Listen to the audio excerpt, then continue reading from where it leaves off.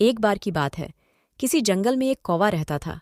वो बहुत ही खुश था, क्योंकि उसकी ज्यादा इच्छाएं नहीं थीं। वह अपनी जिंदगी से संतुष्ट था, लेकिन एक बार उसने जंगल में किसी हंस को देख लिया और उसे देखते ही सोचने लगा कि ये प्राणी कितना सुंदर है। ऐसा प्राणी तो मैंने पहले कभी नहीं देखा।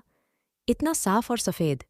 ये तो इस जंगल में औरों से बहुत सफ़ेद और सुंदर है, इसलिए यह तो बहुत खुश रहता होगा। कौवा हंस के पास गया और पूछा, भाई तुम इतने सुंदर हो, इसलिए तुम बहुत खुश होगे? हाँ, मैं पहले बहुत खुश रहता था, जब तक मैंने तोते को नहीं देखा था।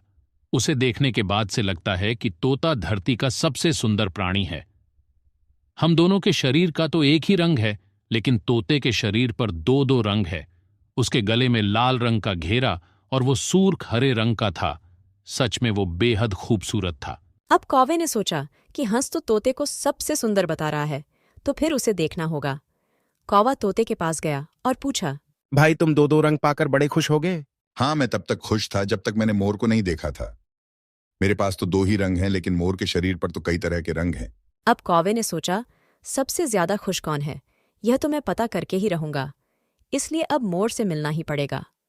कौवे ने मोर को जंगल में ढूंढा, लेकिन उसे पूरे जंगल में एक भी मोर नहीं मिला। और मोर को ढूंढते ढूंढते वह चिड़ियाघर में पहुंच गया, तो देखा मोर को देखने बहुत से लोग आए हुए हैं और उसके आसपास अच्छी खासी भीड़ है। सब लोगों के जाने के बाद कौवे ने मोर से पूछा, भाई तुम दुनिया के सबसे सुंदर जीव हो और रंग बिरंगे हो। तुम्हारे साथ लोग फोटो खिंचवा रहे थे। तुम्हें तो बहुत अच्छा लगता होगा, और तुम तो दुनिया के सबसे खुश जीव होगे।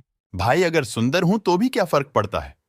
मुझे लोग इस चिड़ियाघर में कैद करके रखते हैं, लेकिन तुम्हें तो कोई चिड़ियाघर में कैद करके नहीं रखता, और तुम जहां चाहो अपनी मर्जी से घूम फिर सकते हो। इसलिए दुनिया के सबसे संतुष्ट और खुश जीव तो तुम्हें होना चाहिए, क्योंकि तुम आजाद रहते हो।